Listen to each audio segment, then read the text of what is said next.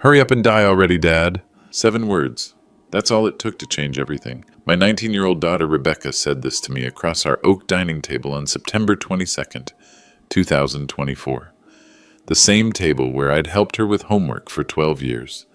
The same table where we'd celebrated every birthday, every achievement, every milestone since I adopted her from the foster system when she was 7. I was in the middle of cutting my roast beef when those words hit me. Stage 3 pancreatic cancer had already stolen my appetite most days, but hearing that, it was like she'd reached across the table and slapped me. But here's the thing about quiet power. It doesn't explode. It doesn't yell. It doesn't beg. I set down my fork, looked at her calm as still water, smiled, picked up my car keys from the counter, and walked out. She had no idea what she'd just cost herself. The worst part wasn't the money I was spending to stay alive. It was watching my own daughter calculate how much faster she'd get rich if I just gave up. Let me back up 6 months. March 15th, 2024. Vanderbilt Medical Center, room 4B, doctor. Patterson delivered the news with all the bedside manner of a parking ticket. Stage 3 pancreatic cancer, Mr. Morrison. 6 months, maybe 8 with aggressive treatment. Rebecca's first question wasn't, "How are you feeling, Dad?" or "What can I do to help?" It was, "Does your life insurance policy cover terminal illness?" I should have seen the red flags then. But when you love someone for 12 years, you make excuses. You tell yourself they're just scared. Processing grief differently, being practical. By April, the medical bills started piling up like autumn leaves. Gemcitabine treatments, $8,400 a month. Insurance covered most of it, but my copay was still $2,100 every 30 days. The manila folder on my kitchen counter grew 3 inches thick with hospital statements, pharmacy receipts, specialist consultations. Rebecca would flip through them like she was reading a magazine. "Dad, this is getting expensive," she'd say, highlighting the totals with a yellow marker. "Maybe we should look into alternatives." Alternatives. Like I was a broken appliance she wanted to trade in. Nashville Construction Company had been my life's work. 23 employees depending on me. $2.3 million in assets, according to the Ernst & Young appraisal sitting in my file cabinet. But the treatments were killing my energy faster than the cancer was killing my body. I had to step back from day-to-day operations in May. That's when Rebecca really started paying attention. She'd bring me coffee in the morning, something she'd never done before, and casually ask about succession planning. "Have you updated your will recently, Dad? You know, just in case?" Her boyfriend Jake started hanging around more often. They'd sit at my kitchen table with laptops open, whispering about business valuations and estate tax implications. Like I couldn't hear them from the living room, I found printouts in her bedroom trash can, articles about probate law, inheritance timelines, how long it takes to liquidate construction assets. The real wake-up call came during our family therapy session with Dr. Sarah Williams. Rebecca had insisted we go. "For closure," she said, "to process our feelings. $200 an hour to watch my daughter complain about my medical expenses. This is financially devastating our family," Rebecca told Dr. Williams, dabbing her eyes with a tissue.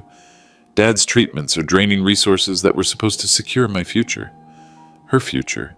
Not our family's future. Not my comfort in my final months. Her future. "I've already given up my college plans," she continued, which was news to me since her $180,000 college fund sat untouched in a separate account. "I can't even think about my career with all this uncertainty." Dr. Williams turned to me. "David, how does it feel to hear Rebecca's concerns?" I looked at my daughter, really looked at her. The expensive highlights in her hair, $300 every 6 weeks at that salon downtown. The designer purse I'd bought her for graduation, Kate Spade, $450. The 2023 Honda Accord in our driveway, with $35,000 still showing on the window sticker. This girl who'd never worked a day in her life, who'd never paid a bill, never worried about rent, never gone without anything she wanted. "I feel like I'm being treated like a burden instead of a father," I said quietly. Rebecca rolled her eyes in front of the therapist. "That's not fair, Dad. I'm just being realistic about our situation. Our situation. like my cancer was a joint financial problem we were solving together. The session ended with Dr. Williams scheduling us for next week. Rebecca was already on her phone in the parking lot, texting someone about making progress with the therapy angle. That night, I sat in my home office looking at 12 years of receipts. The adoption had cost me $52,000 in legal fees and court costs back in 2012. Brentwood Academy, $45,000 a year for private school tuition. 12 years of that. You do the math. Her childhood asthma treatments, $89,000 in specialist visits and medications. The car, the clothes, the vacations to Disney World, Myrtle Beach, Colorado ski trips. I added it up 3 times to make sure I wasn't making an error. Over $900,000, nearly $1 million, invested in raising this girl who was now highlighting my medical bills and researching inheritance law. But that wasn't even the worst thing she said. The worst thing she said happened 3 days later, back in Dr. Williams's office. I'd been thinking about our last session all weekend. Maybe I was being too sensitive. Maybe Rebecca really was just scared and processing her grief in her own way. Cancer makes everything harder, including family relationships. So I went into that Tuesday appointment ready to listen, ready to understand her perspective. Dr. Williams started with her usual check-in. How has everyone been feeling since our last session? Rebecca launched right in. I've been doing a lot of research about our situation. Our situation? There was that phrase again. I found some really helpful resources about families dealing with terminal illness, she continued, pulling out a folder. There are support groups for people in my position, children who have to watch their parents. You know. She let the sentence hang there like a noose. Go on, doctor, Williams encouraged. Rebecca took a deep breath. The thing is, doctor, Williams, I think my dad is being selfish. The room went dead quiet. Even the air conditioning seemed to stop humming. How so? Dr. Williams asked carefully. He's choosing expensive treatments that aren't even going to save him. The doctors told us 6 months, maybe 8. But he's spending thousands of dollars every month on treatments that are just prolonging everyone's suffering. Everyone's suffering. Not his pain, not his fight for life. Everyone's suffering. I sat there listening to my daughter, the girl I'd rescued from a broken foster system, who I'd read bedtime stories to for 5 years, who I'd walked to school every morning until she was old enough to drive, explained to a professional therapist why I should hurry up and die. Rebecca, Dr. Williams said slowly, can you help me understand what you mean by everyone's suffering? Well, it's hard on me emotionally watching him go through this. And financially, it's devastating. Dad's always been the provider, but now he can't work, and these medical bills are eating up everything we've saved. Everything we've saved? Like she'd contributed a single dollar to the family finances. And honestly, Rebecca continued, I think he's being cruel to himself too. The treatments make him sick. He's lost 40 pounds. He can barely eat. He's just existing, not living. She leaned forward in her chair, really warming up to her topic now. I've been researching quality of life studies for pancreatic cancer patients. The 5-year survival rate is less than 5%. Dad's spending a fortune to buy himself a few extra months of misery. Dr. Williams looked at me. David, how are you feeling about what Rebecca is sharing? I opened my mouth to answer, but Rebecca wasn't finished. The thing that really bothers me, she said, is that Dad always taught me to be responsible with money, to think about the future, to plan ahead. But now he's making emotional decisions that are going to impact my entire life. Your entire life, I thought. Not our family's life, your life. I mean, I get that he's scared, she continued, but at some point you have to accept reality and think about the people you're leaving behind. The people you're leaving behind. Translation, me and my inheritance. Dr. Williams tried to redirect. Rebecca, it sounds like you're carrying a lot of financial anxiety. Can we talk about... It's not just anxiety, Rebecca interrupted. It's math. Dad's treatments cost more than most people make in a year. And for what? To stretch 6 months into 8? Meanwhile, I'm supposed to put my whole future on hold. That's when she really went for the throat. You know what the hardest part is, Doctor? Williams, I can't even grieve properly because Dad won't let go. He's making this so much harder than it needs to be. If he really loved our family, he'd think about what's best for everyone, not just himself. If he really loved our family. I felt something break inside my chest. Not my heart. That had been breaking slowly for months. This was something deeper, something that had been holding me together since March. "Rebecca," I said quietly, "do you want me to stop treatment?" She looked me straight in the eye. No hesitation, no pause to consider what she was about to say. "Yes, Dad." "I think you should. I think you're being selfish, and I think you're prolonging everyone's suffering, and I think if you really love me, you'd stop fighting a battle you can't win." Dr. Williams started to say something, but I held up my hand. "And then what happens?" I asked. Rebecca blinked. "What do you mean?" "After I stop treatment, after I die, what happens then?" For the first time in the conversation, she looked uncomfortable. "Well, we'd grieve, obviously, and then we'd have to figure out how to move forward. Financially, yes, I mean, that would be part of it. You've thought about this a lot." "I've had to, Dad. You've given me no choice." I nodded slowly, reached for my jacket. "Where are you going?" Dr. Williams asked. "Home," I said. "I need to make some phone calls."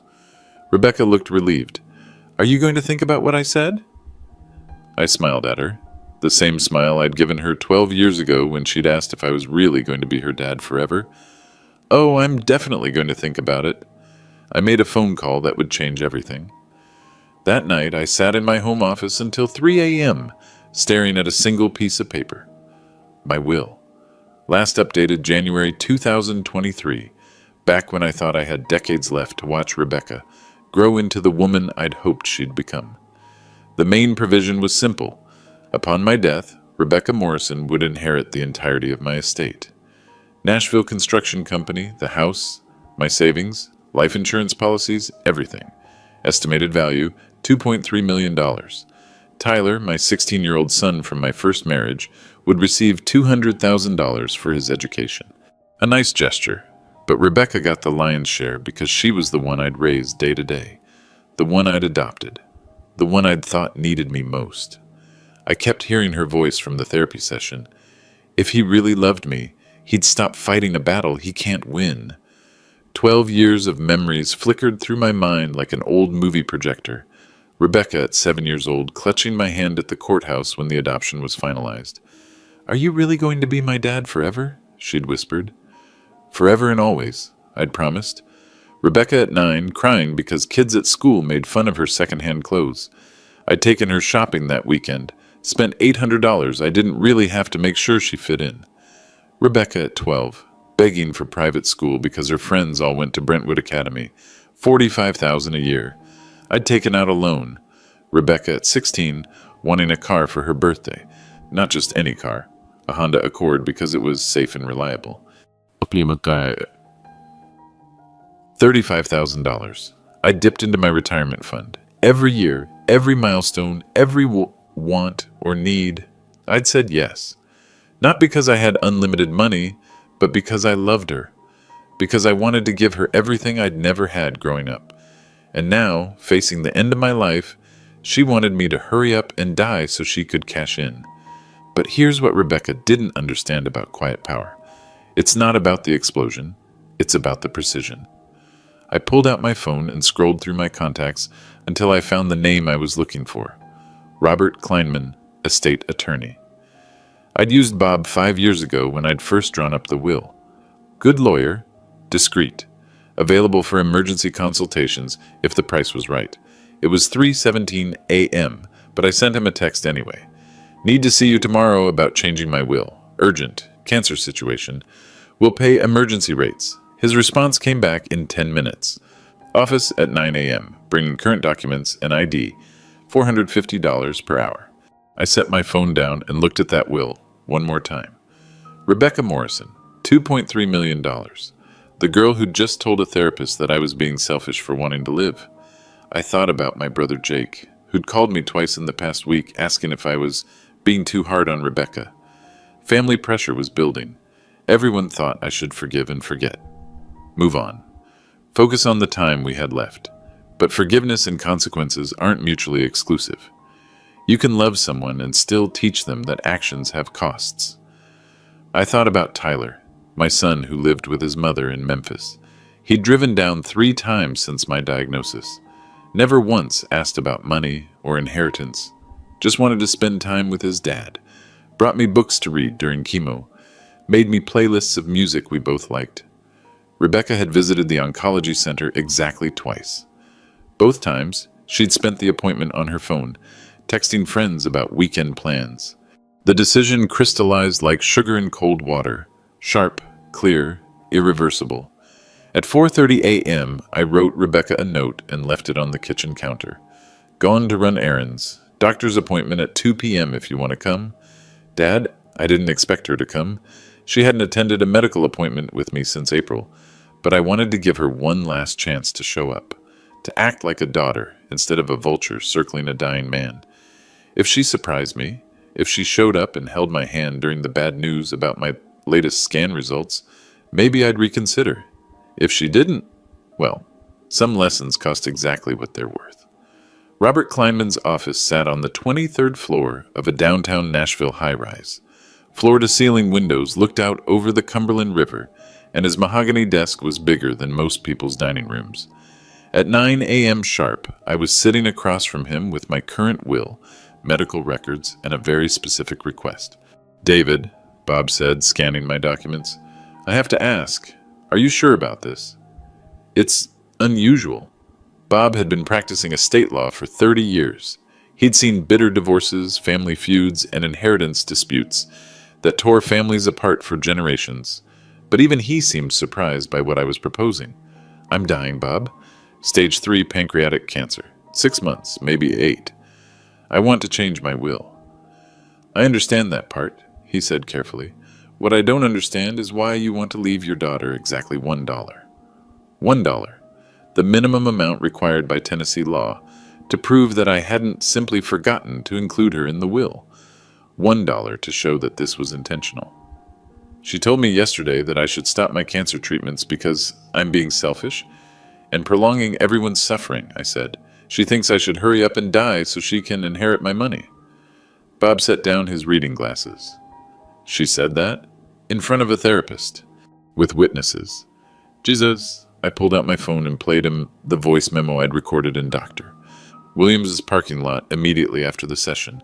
Rebecca's voice, clear as a bell. "If he really loved me, he'd stop fighting a battle he can't win." Bob listened to the whole thing twice. "Where do you want the money to go instead?" he asked. Saint. Jude Children's Research Hospital. Everything except Tyler's education fund and the $1 for Rebecca. That's roughly $2.3 million you're talking about donating. $2,299,999 to be precise. Bob started taking notes. "Any particular reason you chose Saint?" "Jude?" I thought about that question. "Because they're fighting for children who actually want to live, who don't spend their time calculating how much money their suffering is worth."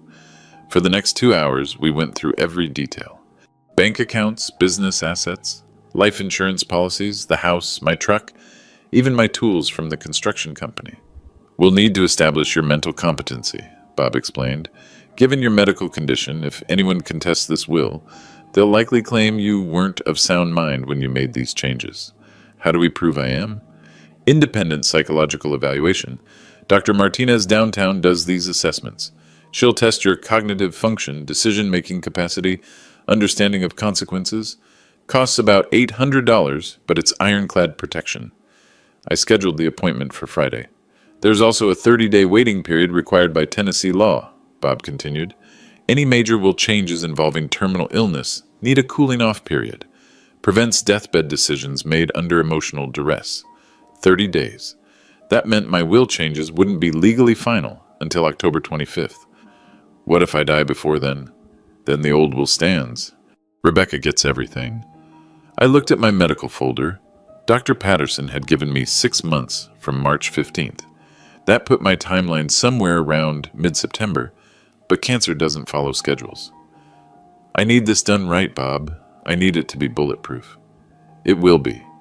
But David," he leaned forward, Are you absolutely sure about this? Once we file these documents, once you sign everything, there's no going back. Family relationships that get destroyed over money don't usually heal. I thought about Rebecca highlighting my medical bills, about her researching inheritance timelines while I was getting chemotherapy, about her telling a therapist that I was being cruel to everyone by wanting to live. Bob, some relationships are already destroyed. I'm just making it official. He nodded and started drafting. The new will was elegant in its simplicity. Tyler Morrison, $200,000 education fund, plus an additional $50,000 for good measure. The kid deserves something extra for actually behaving like family.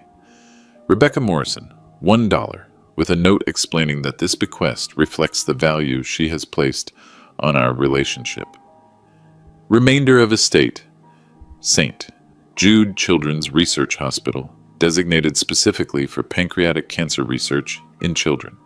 The hospital will probably want to name something after you, Bob said. Research Wing, Scholarship Fund, something like that. Make it anonymous. Call it the Anonymous Father Fund or something. This isn't about my legacy. It's about teaching a lesson. Bob finished the initial draft by noon.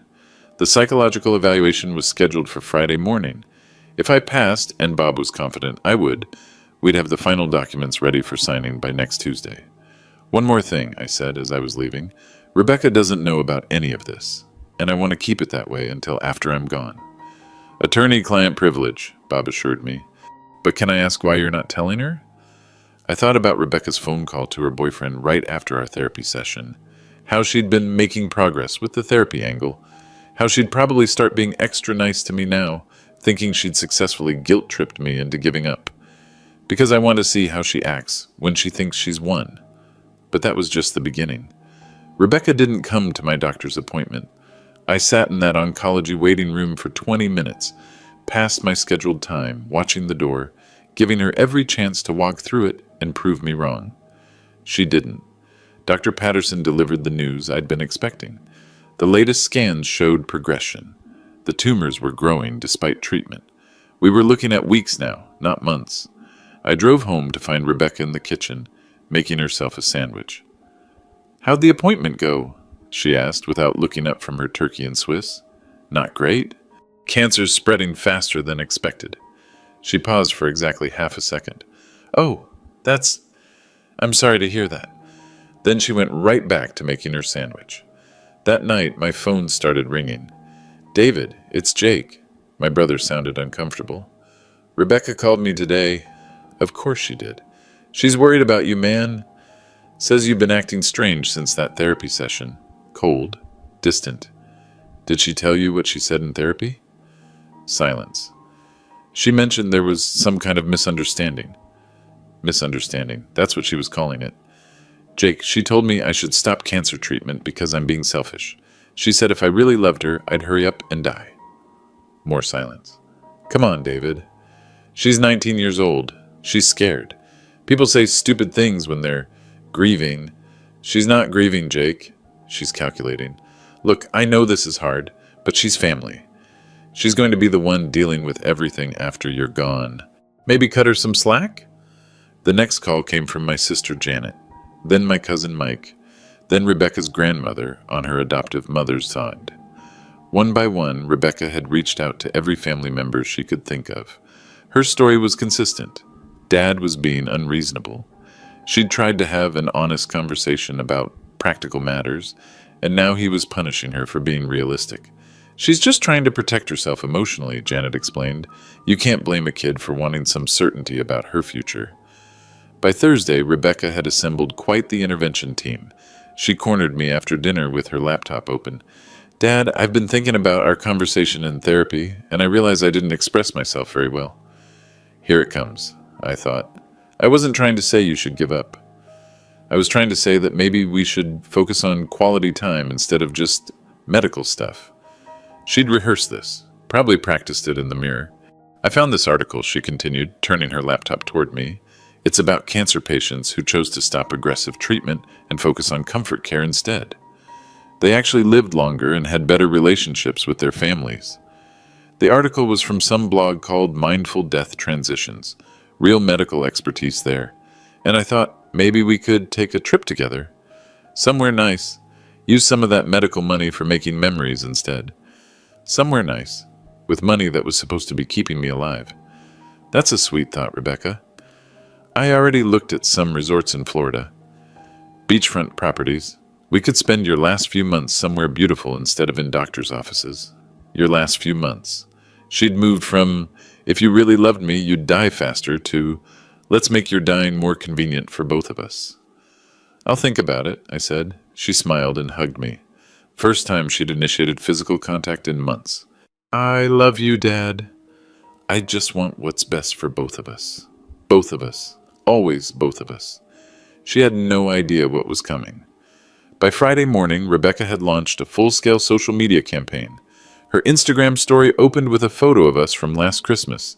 Me in my red sweater, her with her arm around my shoulder, both of us smiling.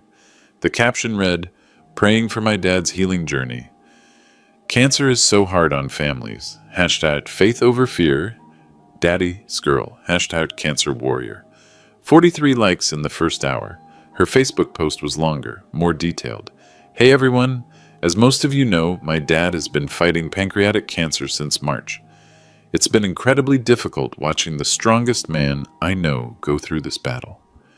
The treatments are taking such a toll on his body, and honestly, on our whole family.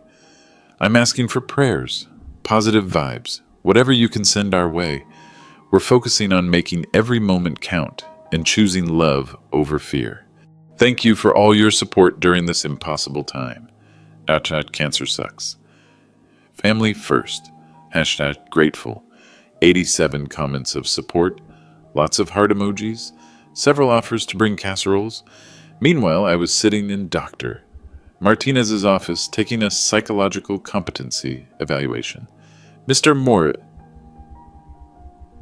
Morrison, I'm going to ask you some questions about your decision-making process regarding your estate planning. There are no right or wrong answers. I just need to understand your reasoning. For 90 minutes, Doctor. Martinez tested my memory, cognitive function, and understanding of consequences. She asked me to explain my will changes in detail, describe my relationship with Rebecca, and walk through the events that led to my decision. Do you understand that your daughter will likely be upset by these changes? Yes. Do you understand that this decision might damage your relationship with other family members? Yes. Do you believe your daughter deserves some portion of your estate based on your 12-year relationship? I thought about that question carefully. I believe she deserves exactly what she's earned through her actions. No more, no less. Dr. Martinez made notes and moved on. While I was proving my sanity, Rebecca was expanding her publicity campaign. She'd joined our church's prayer chain, something she'd never shown interest in before.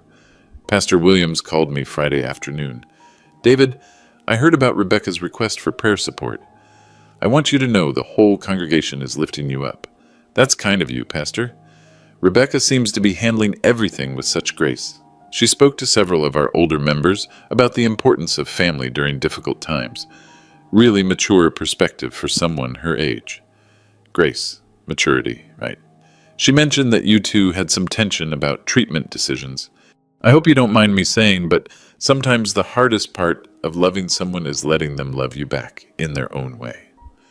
Rebecca had gotten to him too. The family group chat was buzzing with activity. 29 relatives sharing Rebecca's posts, commenting about what a devoted daughter she was, how proud they were of her strength during such a difficult time. Cousin Sarah, Rebecca is handling this so much better than I would. Such a sweet girl. Uncle Tom, always knew that kid was special. David raised her right. Aunt Linda, praying for both of them. Rebecca's such a blessing to have during a time like this. Rebecca had positioned herself as the devoted daughter, caring for her dying father. And I was... what? The stubborn cancer patient making everything harder than it needed to be. Saturday morning, she started volunteering at the hospital.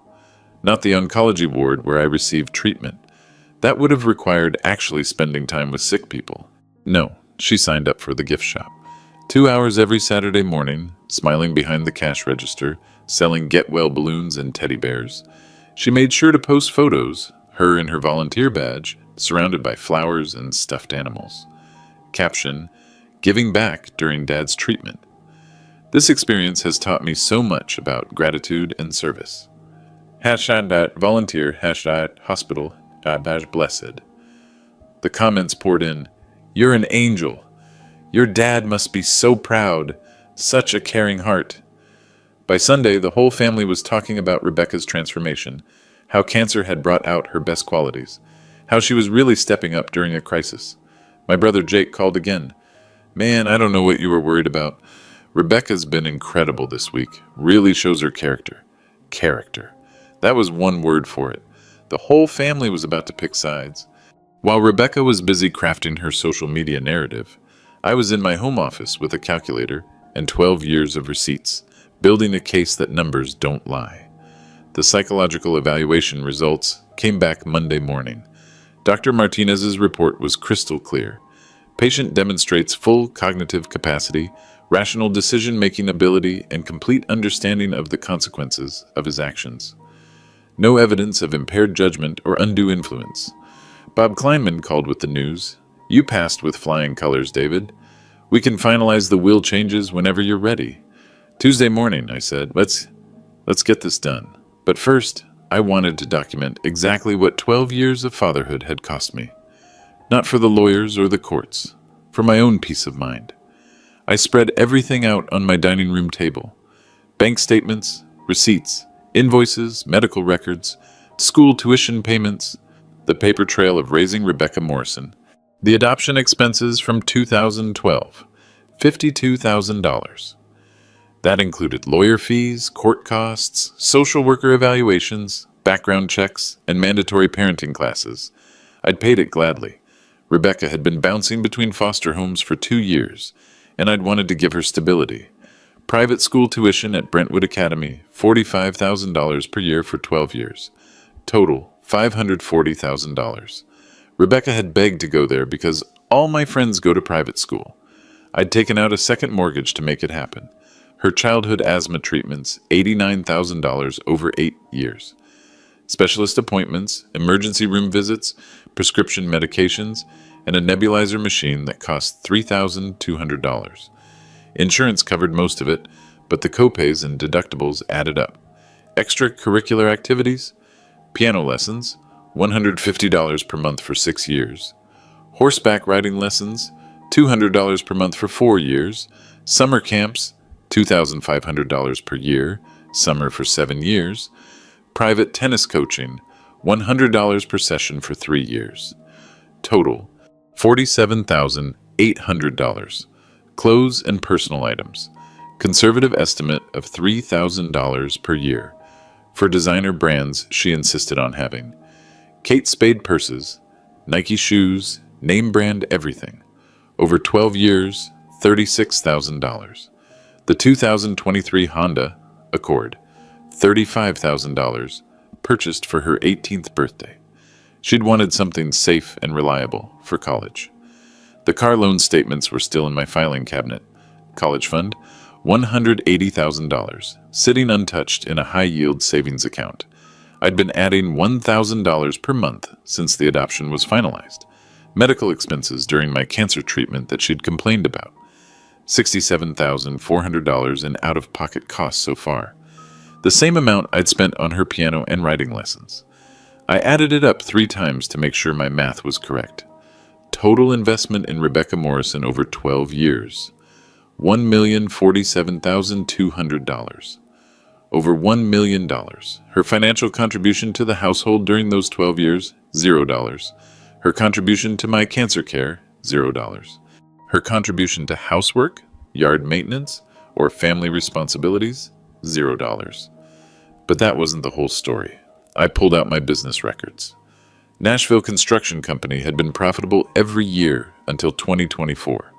The cancer treatments forced me to step back from daily operations in May. Revenue dropped 30% in 6 months because I couldn't bid on new projects or supervise job sites. Lost income due to illness, approximately $180,000. Meanwhile, Rebecca's expenses continued unchanged. The car payment, insurance, gas money, clothes, her phone bill, groceries. She'd never once offered to get a part-time job to help with household expenses. When I'd suggested she might want to work at the local coffee shop for spending money, she'd looked at me like I'd suggested she join the circus. "Dad, I need to focus on my college applications," she'd said. "And besides, work would interfere with my volunteer schedule." Her volunteer schedule. 2 hours on Saturday mornings, which she'd started exactly 1 week after telling me to hurry up and die. I pulled up her social media posts from the past year. Starbucks coffee every morning, $6. Sushi lunches with friends, $25. Shopping trips to the mall, $100 to $200 per outing. Concert tickets, $150. Movie nights, $40. All funded by my business. All taken for granted. The bank statements told a story she never knew I was keeping track of. Every withdrawal, every purchase, every expense charged to the family account. The numbers told a story she never knew. November 18th, 2024. St. Matthew's Episcopal Church was packed with 134 people who'd come to say goodbye to David Morrison. I wasn't there, obviously, but I'd planned every detail of what would happen next. The funeral service was exactly what I'd requested in my pre-need arrangements. Simple, dignified. Pastor Williams spoke about love, forgiveness, and the importance of family. Rebecca sat in the front pew wearing black, dabbing her eyes with tissues, accepting condolences from a steady stream of mourners. "Your father was so proud of you," they told her. "He talked about you constantly. You were such a blessing to him during his illness," others said. Rebecca played the part perfectly. The grieving daughter who'd sacrificed everything to care for her dying father. The devoted child who'd been by his side until the end. Except she hadn't been there at the end. She'd been at a friend's birthday party when I died. Tyler had to call her 3 times before she answered. But the real show was scheduled for November 20th, 2 days after the funeral. That's when Bob Kleinman would read my will to the assembled family members. I'd specifically requested that all immediate family members be present for the reading. Not because Tennessee law required it, it didn't, but because some lessons need an audience. 52 relatives packed into Bob's conference room that Tuesday afternoon. The extended Morrison clan, siblings, cousins, aunts, uncles, grandparents, and assorted family friends who'd been close enough to consider themselves part of the inner circle. Rebecca sat at the head of the table, right where I'd known she would. She'd positioned herself as the primary beneficiary, the one everyone would congratulate once the formalities were over. Tyler sat beside her, quiet and respectful. He'd driven up from Memphis with his mother for the funeral and stayed for the will reading. Good kid, always had been. Bob began with the standard legal language. Date of execution, mental competency statements, revocation of all previous wills. Standard boilerplate that no one pays attention to. Then he got to the specific bequests. To my son, Tyler Morrison, I leave the sum of $250,000 to be held in trust for his education and future endeavors, with the remainder available to him upon his 25th birthday. Tyler's eyes went wide. Under the original will, he would have received $200,000. I'd added an extra $50,000 as a reward for actually acting like family during my illness. A murmur went through the room. $250,000 was serious money for a 16-year-old kid. Rebecca smiled and squeezed Tyler's hand. "Dad always took care of family," she whispered, loud enough for everyone to hear. Bob continued reading. To my daughter, Rebecca Morrison. The room went quiet. This was the moment everyone had been waiting for. The big reveal. The multi-million-dollar inheritance that would set Rebecca up for life. I leave the sum of $1. Silence. Complete, absolute silence. Rebecca blinked. "I'm sorry, what?" Bob cleared his throat and repeated the line. To my daughter, Rebecca Morrison, I leave the sum of $1. $1? Rebecca's voice cracked. "That has to be a mistake. There's an accompanying note," Bob said gently. "The will states, this bequest reflects the value Rebecca has placed on our relationship, as demonstrated by her own words and actions during my final months." The color drained from Rebecca's face. Around the table, 52 family members sat frozen, trying to process what they just heard. Uncle Tom was the first to speak. "Bob, there has to be some kind of error. David's estate is worth over $2 million. Where does the rest go?"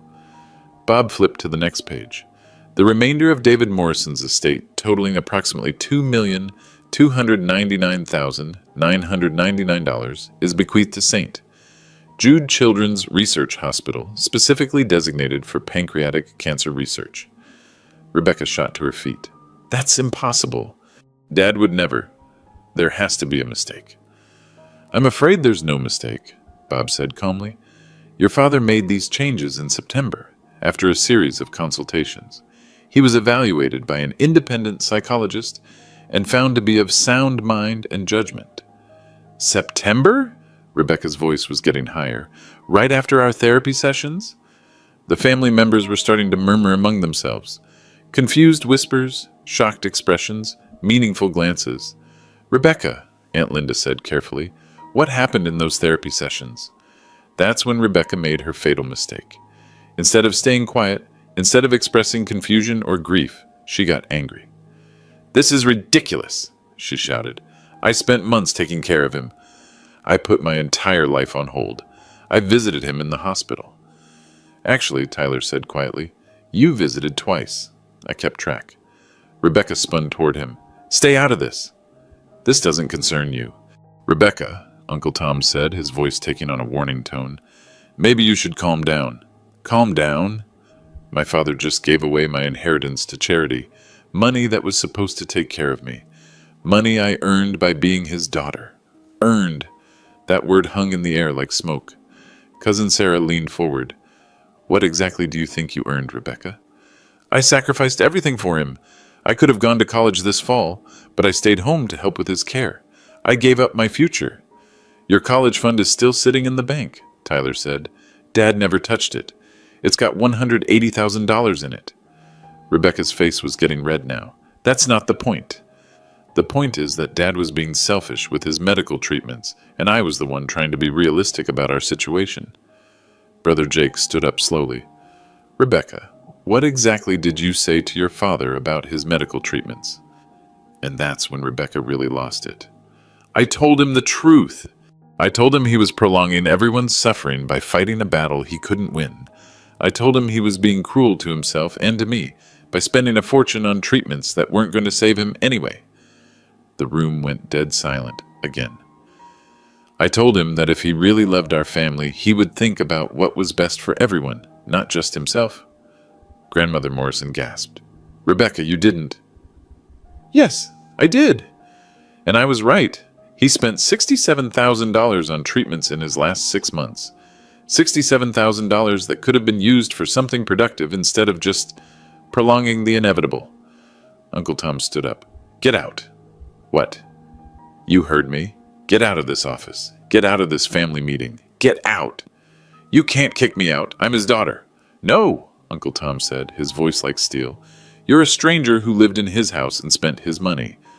A daughter wouldn't have said those things to a dying man. Other family members were standing now. Aunt Linda was crying. Cousin Mike was shaking his head in disgust. Maybe you should have thought about that at dinner, Uncle Tom added. Rebecca looked around the room desperately, searching for support. She found none. This isn't over, she said to Bob. I'm going to contest this will. I'll prove he wasn't thinking clearly.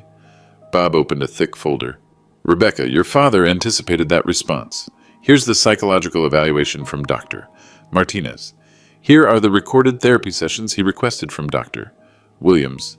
Here's a timeline of every conversation you had about inheritance during his illness, documented by 3 different witnesses. He slid a piece of paper across the table. This is a donation receipt from St. Jude Children's Research Hospital. The money was transferred this morning. It's gone. Rebecca stared at the receipt. In memory of a father's love, she read aloud, in honor of children who deserve better. She looked up at the room full of family members, all staring at her with expressions ranging from disgust to pity. Then she ran. Rebecca hired a lawyer the next day. Cost her $15,000 from her college fund just to hear what Bob Kleinman had already told her. The will was ironclad. Dr. Martinez's psychological evaluation was bulletproof. The recorded therapy sessions were devastating. My mental competency was never in question. The case was dismissed in 3 weeks. St. Jude sent a formal acknowledgement letter to the family. The donation would fund a new research wing dedicated to pediatric pancreatic cancer. They wanted to name it after me, but I'd specified it should be called the Anonymous Father Fund. In honor of fathers everywhere, the plaque would read, who sacrifice everything for children who deserve better. The family split exactly like I'd predicted. 28 relatives supported the lesson I'd taught. They understood that respect isn't inherited, it's earned. 14 thought I'd been too harsh. 10 stayed neutral, unwilling to pick sides in a family war. Tyler used his $250,000 wisely. He finished high school, went to college, and started a nonprofit organization helping foster kids transition to independence. Every year on my death anniversary, he visits that research wing at St. Jude. Rebecca moved into a studio apartment across town, got a job at Target making